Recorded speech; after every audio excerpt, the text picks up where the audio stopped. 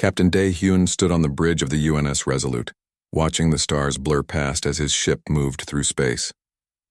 He had been a military officer for 20 years, but today he was doing something simple. He was escorting a transport ship full of families. 30,000 people were heading to their new home on a planet called New Sol. They had paid for the land. They had permits. Everything was legal. His communications officer looked up from her station. "Captain, we have ships coming out of slipspace.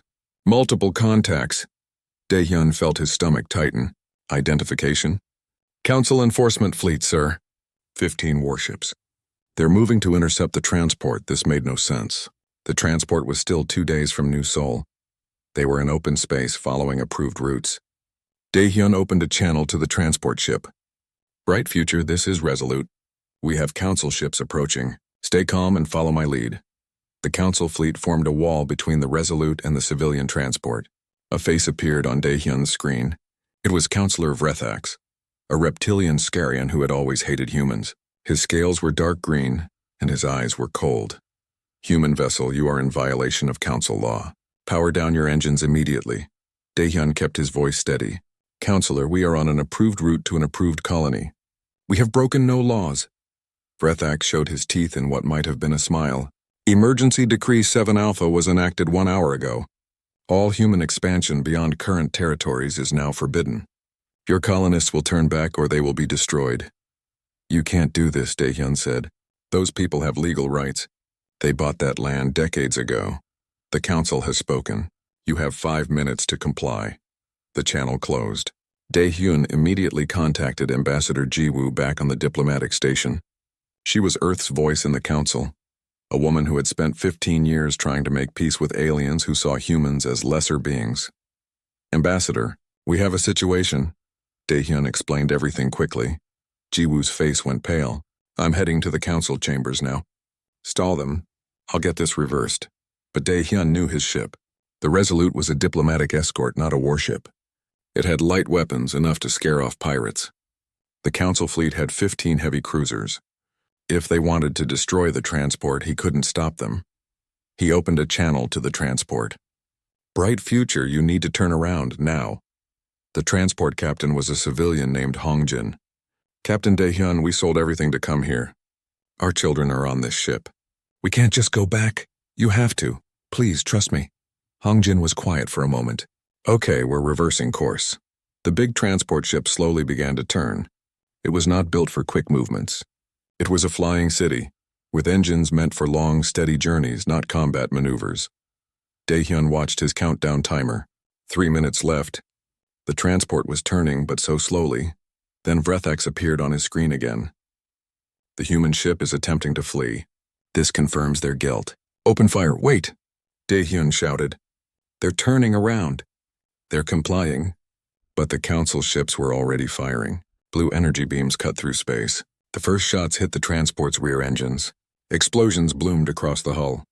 Dae-hyun could see the shield indicators on his screen collapse. The transport had almost no shields. It was a civilian vessel. "Return fire," he ordered his weapons officer. The Resolute fired its small guns at the nearest council ship. The shots bounced off their shields like rain. Dae-hyun pushed his ship between the transport and the council fleet, but it was useless. 15 ships focused their weapons on the helpless transport. "Sir, the transport is venting atmosphere. They've lost hull integrity on multiple decks." Dae-hyun opened a channel to Hongjin. "Bright future, get your people to the escape pods." Hongjin's face appeared on screen. Behind him, alarms were screaming. "We have pods for maybe 3,000 people, Captain." "What about everyone else?" Another barrage of weapons fire slammed into the transport. The ship broke apart. Dae-hyun watched in horror as sections of the hull tore away. He could see tiny figures being sucked into space, people, families, children. "Launch all pods now," he screamed. Small pods began ejecting from the dying transport ship, maybe a few hundred, but the transport held 30,000 people. The rest had no escape. The council ships kept firing. They were making sure nothing survived. Dae-hyun's tactical officer grabbed his arm. "Captain, we need to leave." "They're targeting us next." He was right. Energy beams were starting to hit the Resolute's shields. His small ship couldn't take much damage, but Dae-hyun couldn't move. He couldn't look away. 30,000 people were dying, and he could do nothing. Recording everything, his communications officer said quietly. Every sensor feed, every transmission. I'm sending it to Earth on a priority burst. The transport exploded in a massive fireball. The shockwave hit the Resolute and threw everyone against their stations. Alarms filled the bridge. Shields at 20%, someone reported. Get us out of here, Daehyun ordered. His voice sounded dead even to himself. Maximum speed, the Resolute turned and ran. Behind them, the council ships let them go. They had made their point, the escape pods. They had to recover the escape pods. Daehyun ordered his crew to collect every single one. 317 people survived, out of 30,000. When they were finally safe, Daehyun sat in his command chair and stared at nothing. His hands were shaking. 317. That was all he had saved. His communications officer approached him carefully. Captain, the footage is spreading across Earth and all the colonies. Everyone is seeing what happened. On Earth, Ambassador Jiwoo burst into the council chamber. The huge circular room held representatives from 200 alien species. She walked to the center, where humans were allowed to stand when they petitioned the council. I demand an emergency session. Councillor Vrethax just murdered 30,000 human civilians. The High Chancellor Moltar, a tall being with gray skin and too many eyes, looked down at her. The council is aware of the enforcement action. It was regrettable but necessary. Necessary. Jiwoo could barely control her rage. They were unarmed. They were turning around. You murdered children. Vrethax stood up from his seat. They were violating council law. All humans must learn that the council's word is final. Jiwoo looked around the chamber. Dozens of alien faces stared back at her. Some looked uncomfortable. Most looked indifferent. A few seemed pleased. You've made a terrible mistake, she said quietly. Back on the Resolute, Daehyun received a message from Earth. It was from Admiral Tae-yang, the supreme commander of all human military forces. The message was short. Return to Earth immediately. Bring the survivors. The governments are meeting now. Daehyun set course for home. He walked through his ship and saw his crew. They were crying. They were angry. They were changed. He was changed too. Something had broken today. And it wasn't just a transport ship. On Earth, the leaders of every human nation gathered in Geneva. For the first time in history, they all agreed on one thing. They had tried peace. They had followed the rules. They had accepted being treated as lesser beings. Admiral Tae-yang stood before the assembly. The council crossed a line today. 30,000 of our people are dead. I need to know, what is humanity's response? The president of the United Earth government, a man named Sang-woo, stood up. His voice was calm but hard as steel. Enough is enough. We're done asking for permission. We're done accepting insults. We're done being peaceful while they kill our children. Around the room, every leader stood. Every nation, every colony. For the first time, humanity spoke with one voice. It's time they learned who we really are. Ambassador Jiwoo stood in the council chamber for the last time. Every seat was filled. Every species wanted to see this moment. The humans were finally broken. That's what they thought. She walked to the center of the room with a simple document in her hand. Her steps echoed in the silent chamber. High Chancellor Moltar watched her with what might have been concern. Councillor Vrethax looked smug. I am here to deliver an official communication from the United Earth government and all 47 human colony worlds, she said. Her voice was clear and cold. Effective immediately, humanity withdraws from the Galactic Council. All treaties are void. All agreements are ended. All cooperation is finished. The chamber erupted. Aliens shouted in dozens of languages. Moltar banged his gavel for order. Ambassador, you cannot simply leave the council. There are procedures. We followed your procedures, Jiwoo interrupted. We followed your laws. We paid for the right to settle New Seoul. Your response was to murder 30,000 civilians, so now we follow our own procedure. We're leaving. She placed the document on the floor and turned to go. Then she stopped and looked back at them. You wanted us gone. You always did. You made laws to restrict us. You blocked our trade. You treated us like animals. Well, congratulations. You have your wish. But remember this moment. Remember that you could have had us as friends. Instead, you chose to make us something else. She walked out. The chamber fell silent behind her. Within hours, every human ship in council space received the same order. Come home. Thousands of vessels turned around. Trade ships, exploration vessels, research stations. All of them began the journey back to human territory. Human traders stopped delivering goods. Factories that humans managed went silent. Agricultural shipments that fed a dozen council worlds simply stopped. The council had not realized how much they depended on human work.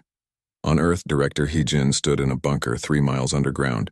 She was the head of the Advanced Weapons Division, a department that most people didn't know existed.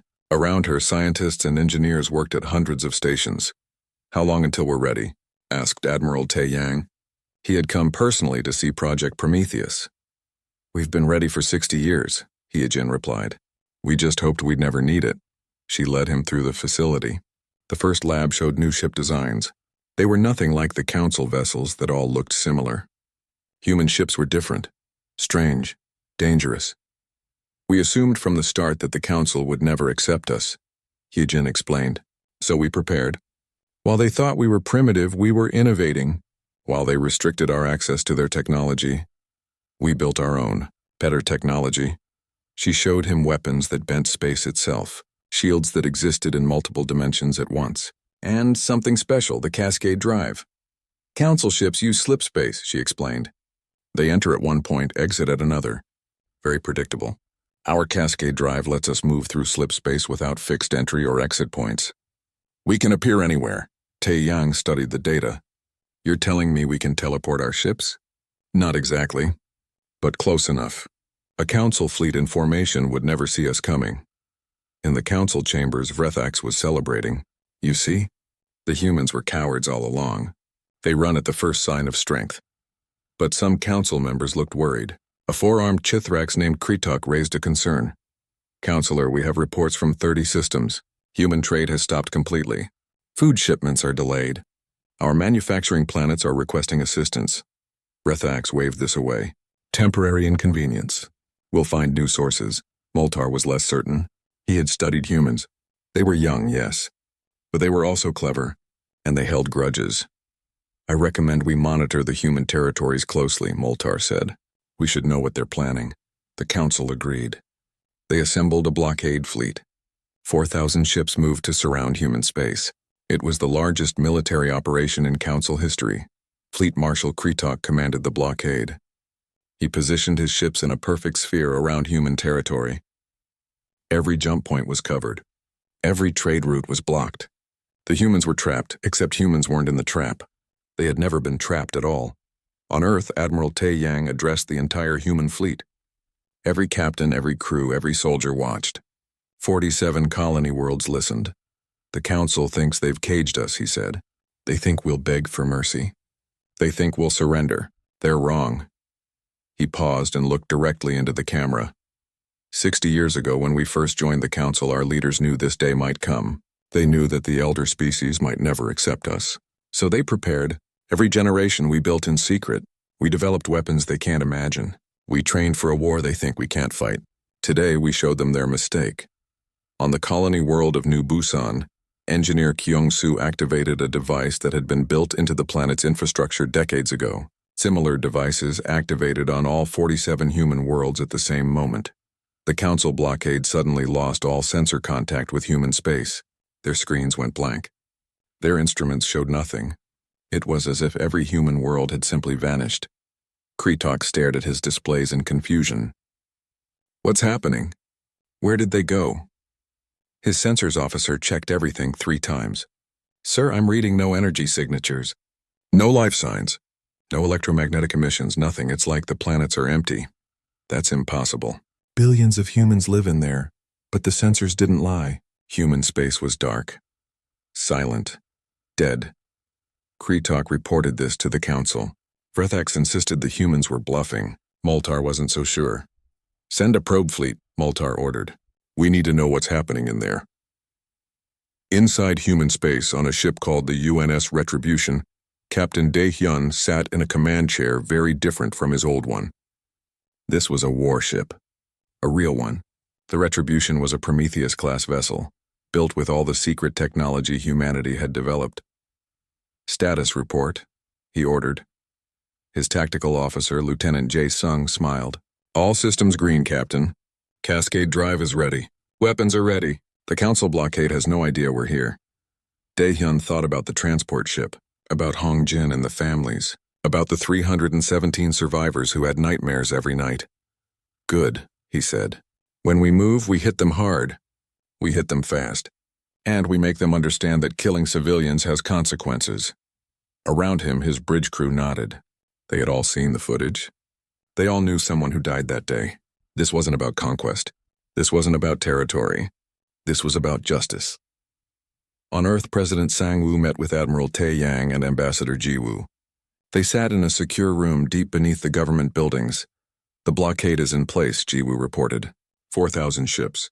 They're watching for us to break out. Then we don't break out, Tae-yang said. We show them that their blockade means nothing. Sang-woo looked at the star maps. Human territory was small compared to council space. 47 worlds versus thousands, but numbers didn't tell the whole story. How long can we maintain the sensor blackout? Sang-woo asked. As long as we need to, said Kyung-soo via video link. The phantom field generators are stable. To their sensors, we're invisible. To our sensors, we can see everything. Then we wait, Tae-yang decided. Let them wonder. Let them worry. Let them get comfortable. In 3 months, we move. The council blockade settled into routine. Months passed with no contact from humans. The council began to believe their blockade was working. Some suggested the humans had actually abandoned their worlds and fled to unknown space. Breathax pushed for the council to claim human territories. They've clearly given up. These worlds should be redistributed to worthy species. A probe fleet was authorized. 200 council ships would enter human space and investigate. If they found abandoned worlds, the council would take them. Fleet Marshal Kritok led the probe fleet personally. He chose New Busan as their first target.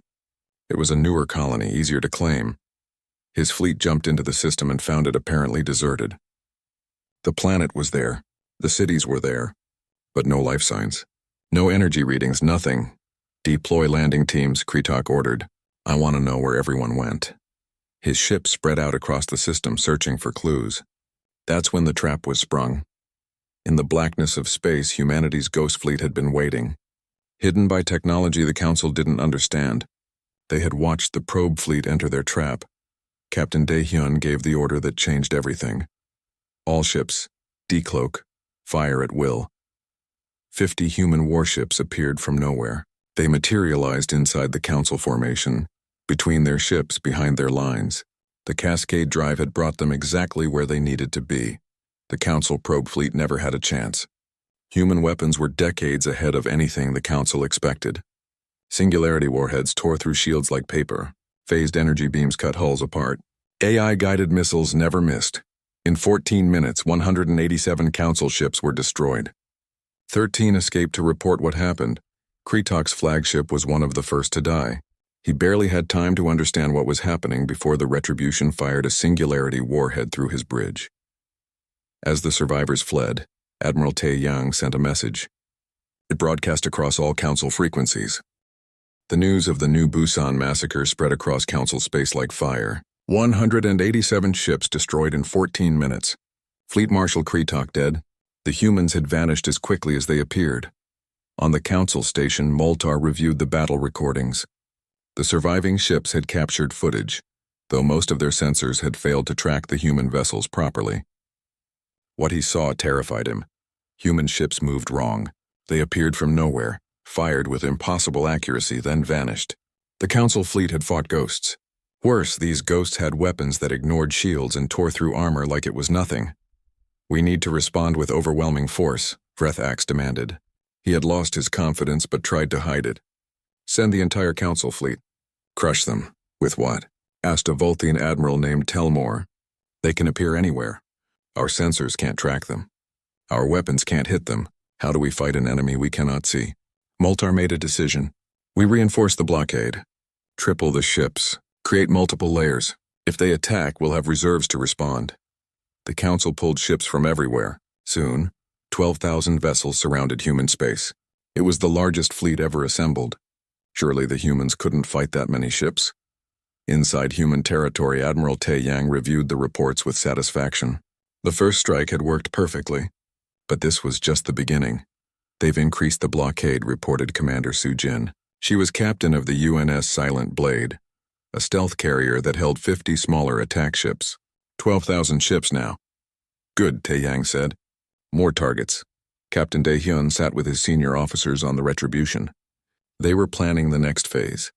Lieutenant Jae-sung had identified 4 key points in the Council blockade, where concentrated attacks would cause maximum disruption. We hit all 4 points simultaneously, Dae-hyun explained.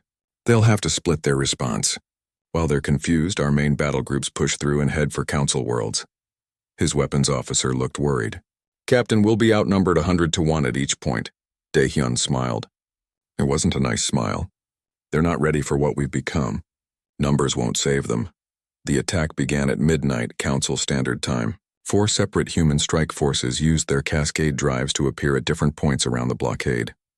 Each force had 50 ships. They faced 3,000 Council vessels at each location. Commander Soo-jin led the attack on the northern blockade point. Her carrier released its attack craft while her escorts fired singularity warheads into the Council formation. The small attack ships were too fast for Council targeting systems.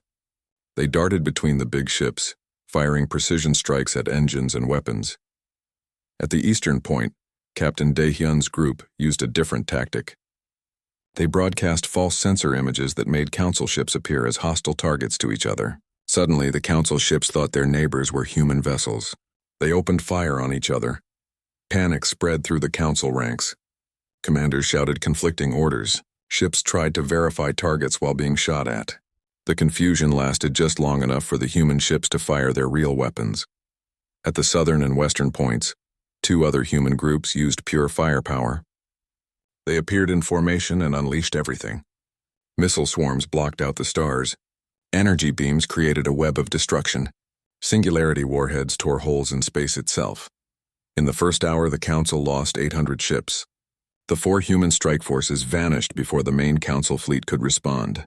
They had accomplished their goal, creating gaps in the blockade. Through those gaps, the real human fleet poured out. 500 warships, the core of humanity's military power, broke free from human space and scattered across Council territory. They were heading for Council worlds. Admiral Tae-yang had divided them into 25 battle groups. Each group had orders to hit specific targets: military bases, weapons factories, shipyards. Not civilian targets. Never civilians. Humanity remembered what happened to its own civilians. Captain Dae-hyun led Battle Group 7. His target was a major military station orbiting a Volthene colony world. The station coordinated Council fleet movements for an entire sector. His group of 20 ships jumped into the system and found it defended by 100 Council vessels. Old Dae-hyun, the escort captain, would have been terrified.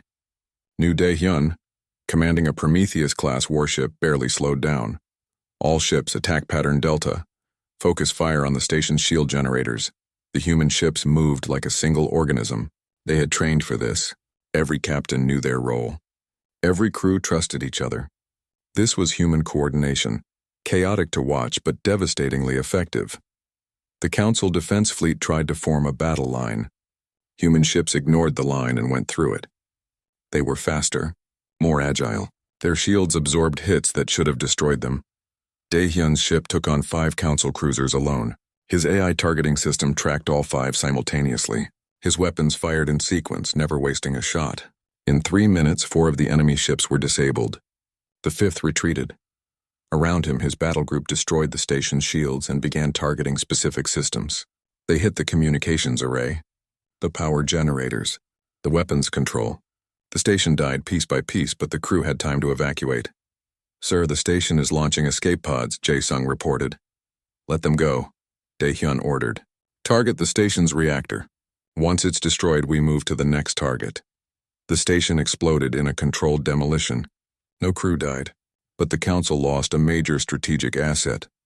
Across Council space, similar attacks happened on the same day. 25 battle groups hit 25 targets. Not all attacks were successful.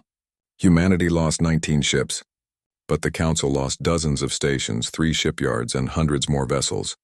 More importantly, the Council realized they couldn't protect everything. Human ships could appear anywhere at any time. Their territory was too large to defend against an enemy that moved like ghosts. Some Council species began to panic. The Volthene demanded more protection for their homeworld. The Skarians insisted their colonies needed priority defense. The Chithraks wanted their trade routes secured. Moltar couldn't protect everyone. He didn't have enough ships. He didn't have the right technology. For the first time in 800 years, the Council was losing a war. In the chaos, something else happened. Species that the Council had conquered or bullied saw their chance. If the humans could fight back, why couldn't they? A species called the Torvans had been part of the Council for 200 years, but always as second-class members. Their trade was restricted. Their expansion was limited. They were treated much like humans had been. When a human battle group helped them defend their homeworld from a Council punishment fleet, the Torvans made a choice. They declared independence from the Council and asked to join humanity's side. Admiral Taeyang accepted immediately. Any species tired of Council oppression is welcome.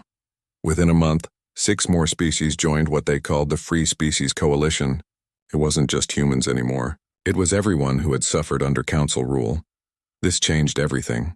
The coalition now had more ships, more resources, and more people. They knew Council technology and tactics. They knew where the Council was weak. Councillor Vrethax watched his power crumble. Other Council members began blaming him. After all, he started this war by killing human civilians. Some called for his removal. A few called for worse. "We need to negotiate," said Telmore during a Council session. "We're losing. Every day we lose more ships and more territory. The humans aren't even trying to conquer us. They're just destroying our ability to fight. If we don't stop this now, there won't be a Council left to save." Vrethax stood up. "We cannot show weakness. If we negotiate, other species will think they can challenge us too. We must fight until what?" interrupted Moltar. "Until all our ships are destroyed? Until our worlds are defenseless? Until the Free Species Coalition is larger than the Council itself?" The chamber fell silent. Moltar had spoken the truth everyone knew but didn't want to admit. "The humans aren't trying to conquer us," Moltar continued. "They're trying to make us unable to threaten them. Every attack hits military targets. Every battle destroys ships and stations but spares crews when possible. They're showing us they could kill us all, but they're choosing not to." "Then what do they want?" asked a Council member. Moltar looked at the star maps. Red markers showed where the Coalition controlled territory. Blue showed Council space. There was far more blue than red, but the red was growing every day. "I think they want us to remember what we did. They want us to understand that actions have consequences. They want us to learn." On the Retribution, Captain Daehyun received new orders. His battle group was to strike deep into Council territory, far from human space. The target was a Skarian world, not a military target, but not a civilian one either. It was SciFiPrime, Councillor Vrethax's homeworld. "We're not attacking the planet," Daehyun told his crew. "We're going to surround it. We're going to make them think about what they did to us." The battle group jumped to Skaria. They found a heavy defense fleet waiting, 500 ships protecting the homeworld. But human ships didn't engage. 6 months into the war, the Galactic Council was dying. Not from conquest. Humanity wasn't trying to conquer. It was dying from something worse. It was dying from shame. On SciFiPrime, the blockade continued. Captain Yuna's ship still surrounded the planet. No one had been hurt. No shots had been fired at the planet. But every day the broadcast reminded the Skarian people of what their leader had done. Riots began in the capital city. Skarians marched in the streets demanding answers. How could Vrethax have killed so many civilians? How could he have started a war they were now losing? Why should their children pay for his hatred? The police tried to stop the protests. Then the police joined the protests. The military was called. Half of them joined too. Within 3 days, SciFiPrime was in chaos. Vrethax hid in his government complex protected by loyal guards. But loyalty only goes so far. When angry parents surrounded the building, the guards stepped aside. The former counselor was dragged out into the street. The crowd wanted blood. They wanted revenge. They wanted to do to him what he had done to others. But Captain Yuna landed a shuttle in the middle of the crowd. She stepped out with 10 Marines, all armed. The crowd went silent. "You want justice," Yuna said to them. "I understand. We want justice too. But this isn't how humans do things. If you kill him, you're no better than he is." An elderly Skarian woman pushed forward. "He murdered your people. He deserves to die." "Yes, he does," Yuna agreed. "But he should be tried. He should face his crimes in public. He should have to answer for what he did. Death is easy. Justice is hard. The crowd was confused. They had expected the humans to want revenge. Instead, the humans wanted a trial. Yuna looked at them all. Try him yourselves. Show your people that you're better than him. Show the galaxy that Scaria believes in law and justice. Don't let him make you into killers. The crowd slowly backed away. Scarian authorities took Vrethex into custody. He would face trial on his own world, judged by his own people. That was worse than anything humanity could have done to him. Admiral Tae Yang heard about Yuna's actions and nodded in approval. That's the message we need to send. We're not conquerors. We're not monsters. We're just done being victims. The war continued, but it was becoming less of a war and more of a collapse. Council species were surrendering or switching sides. The Free Species Coalition now included 14 races. They controlled 40% of what used to be Council space. General Huan led ground forces that captured Council weapons facilities across 20 planets. He had strict orders, no civilian casualties. His troops walked into factories and politely asked the workers to leave before they destroyed the equipment. On one world, a Volthene factory supervisor refused to evacuate his workers. If you destroy this factory, you'll have to kill us all first. Huan studied the man. Why are you protecting Council weapons? They've lost. You know they've lost. The supervisor looked tired. His factory feeds 10,000 families. If you destroy it, those families starve. Huan thought for a moment, then made a call to Admiral Tae Yang. Sir, we have a situation. After a brief conversation, Huan turned back to the supervisor. Here's what we're going to do. We're not destroying this factory. Instead, it's now owned by the Free Species Coalition. Your workers keep their jobs. You keep making things, but now you make things that help people, not weapons that kill them. Deal? The supervisor stared. You're offering me a job. I'm offering your people a future. Take it or leave it. The supervisor took it. So did 19 other factories. Humanity didn't destroy them, they converted them. Weapons factories became tool manufacturers. Shipyards that built warships started building trade vessels. The coalition was already planning for peace. This confused the council even more than the military victories. What kind of enemy tries to save your economy while defeating your military? Captain Daehyun's battle group struck at the heart of council territory. They appeared in orbit above the Volthene homeworld, where the council's main government building stood. The planet had strong defenses, 500 ships, planetary shields, ground-based weapons. Daehyun's 20 ships attacked the orbital defenses. They moved too fast for the defense grid. They fired too accurately for the shields to stop everything. In 30 minutes, the orbital defense network was gone, but they didn't attack the planet. Instead, Daehyun broadcast a message. People of the Volthene homeworld, we could destroy your government buildings right now. We could kill your leaders. We could turn your cities to ash. But we won't, because we're not you. We don't kill civilians to make a point. We don't murder innocents because we're angry. We fight soldiers. We destroy weapons. We protect the helpless. Remember this the next time your leaders tell you that humans are the enemy. The broadcast went viral. Within hours, every being in council space had seen it. They saw human ships that could have destroyed a homeworld but chose not to. They saw an enemy showing more mercy than their own government ever had. Public opinion turned. Protests spread across dozens of council worlds. People demanded their leaders end the war. They demanded accountability for the massacre that started it all. They demanded change. High Chancellor Moltar watched his government crumble. He sat in his private office reviewing reports. Every report was bad. Military defeats, economic collapse, political chaos. The council was finished. There was a knock on his door.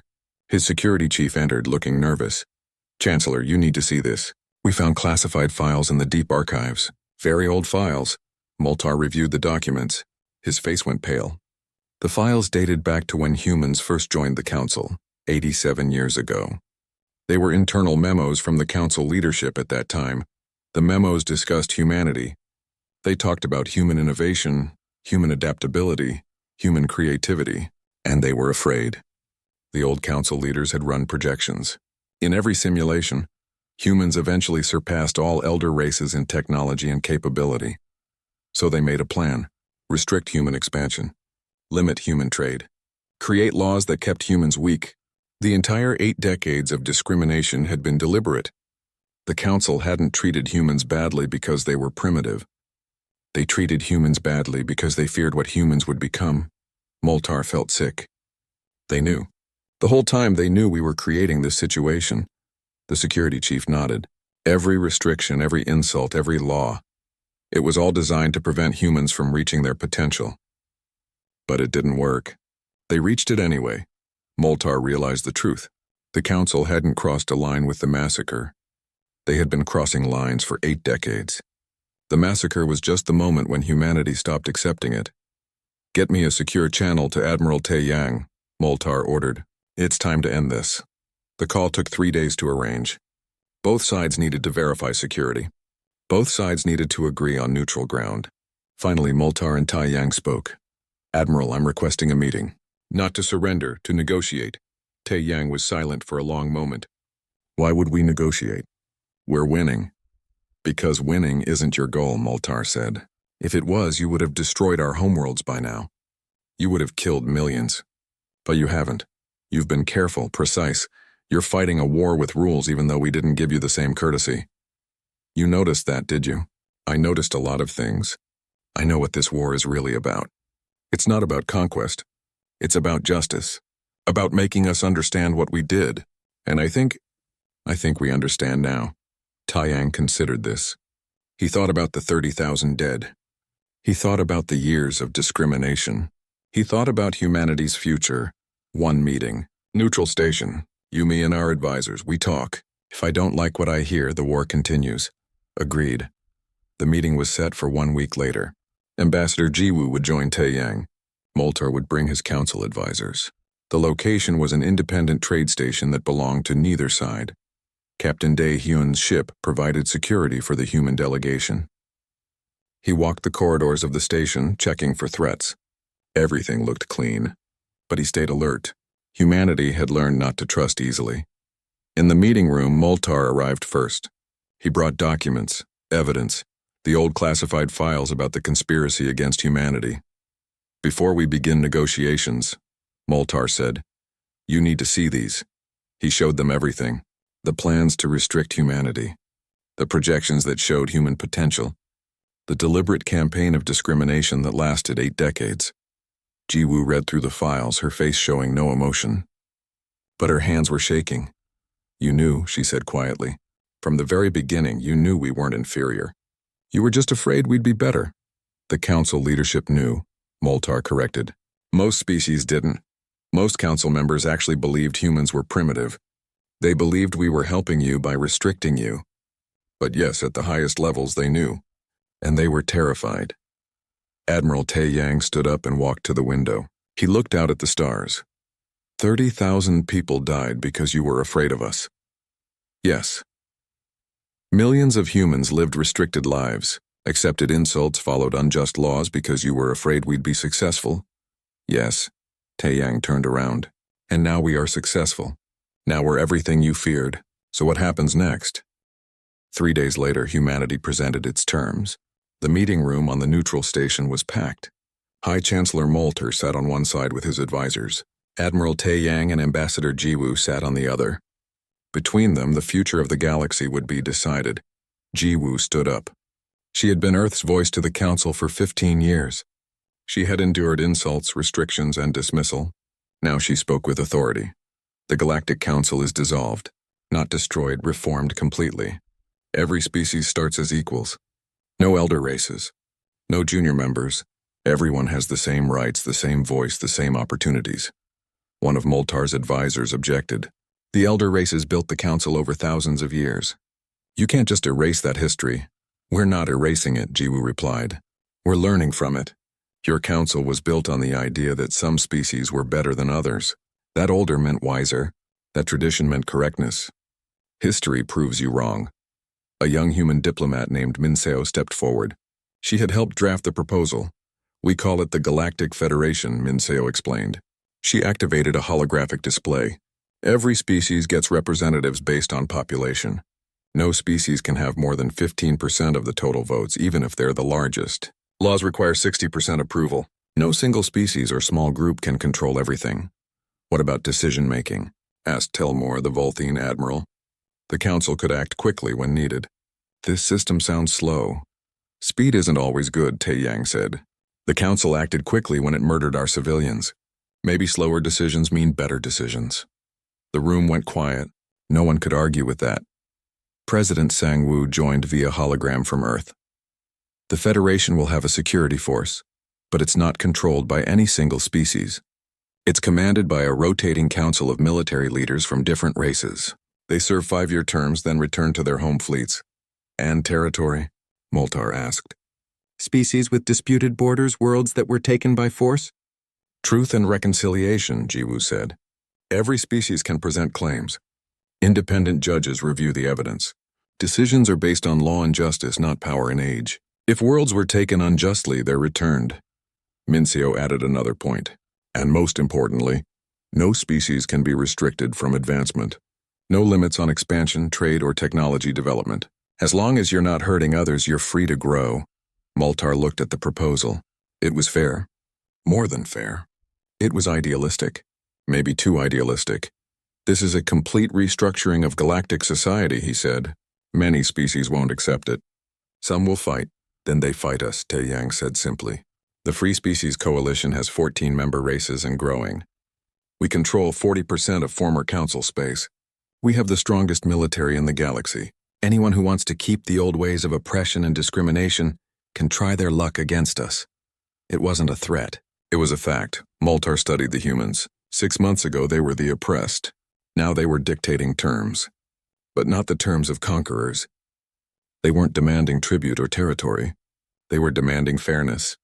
The Volthian will agree to these terms, Moltar said. I can't speak for the entire council, but I believe most species will accept.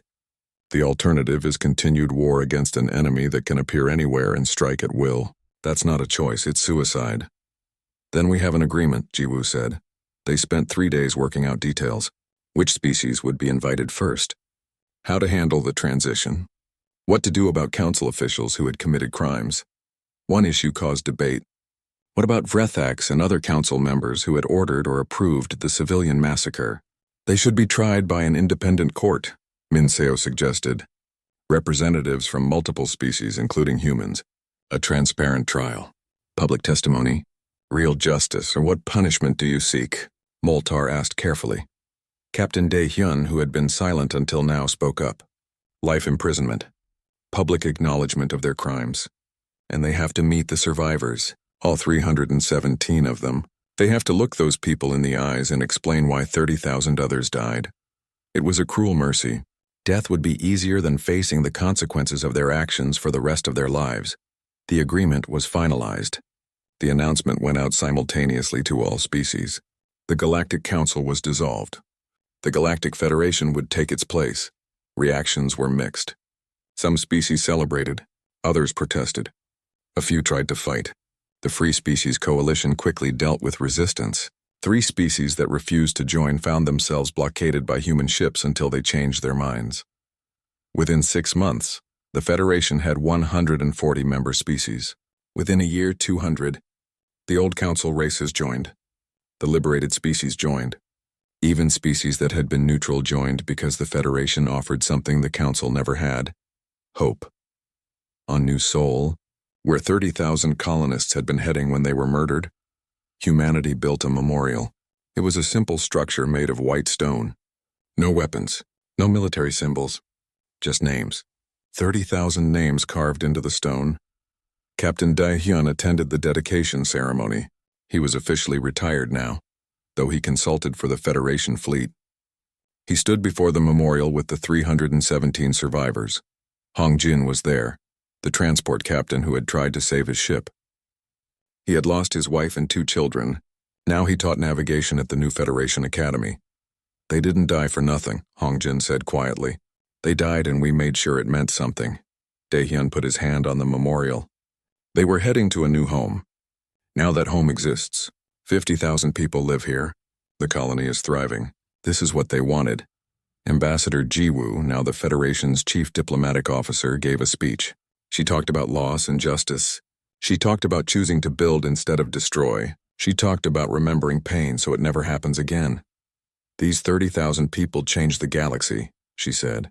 Not because they were soldiers or leaders, but because their deaths finally made humanity say enough. We had accepted injustice for so long. We had followed rules that weren't fair. We had been patient, until we couldn't be patient anymore. She paused and looked at the names. They say humans are dangerous.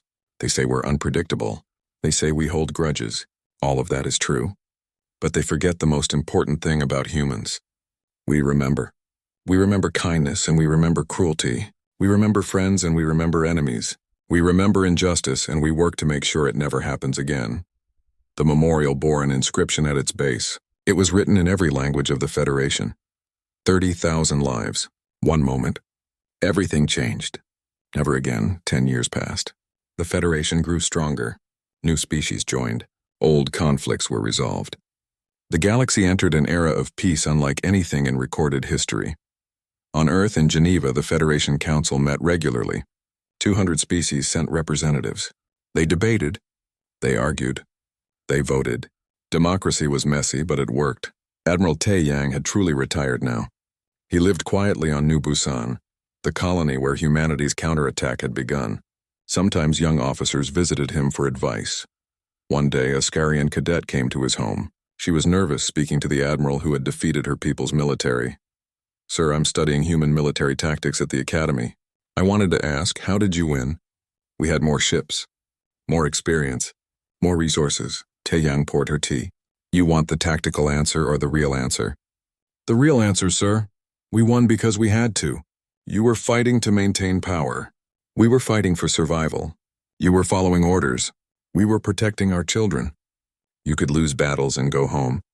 We couldn't afford to lose at all." The cadet thought about this. "But the technical advantage and technology helped," Taeyang admitted. "But we had that technology because we never trusted the Council. We prepared for the day you might betray us, and we were right to prepare. Do you hate us?" "The Scarians?" Taeyang smiled slightly. "No, I hate what your leaders did, but you? You're just a kid trying to learn. That's what the Federation is for, so kids from different species can learn together, instead of fighting each other." The cadet left with a lot to think. About Captain Daehyun visited the memorial on New Seoul every year on the anniversary. This year he brought his grandson. The boy was 8 years old and full of questions. "Grandpa, did you really fight in the war?" "Yes, did you win?" Daehyun looked at the 30,000 names. "Not the way you think. We didn't win by destroying the Council. We won by making them understand they were wrong. We won by building something better. But people died. Lots of people. Yes, and we made sure they didn't die for nothing. That's what winning really means." The boy reached out and touched one of the names. "Were they heroes?" "They were ordinary people who wanted a new home. They became heroes because we remembered them. We built the Federation in their memory. Every species that joins, every life that's better because of the Federation, that's their legacy." On the station where humans and the Council had negotiated peace, a small museum had been built. It showed the history of the war, the discrimination, the massacre, the resistance, the victory, the peace.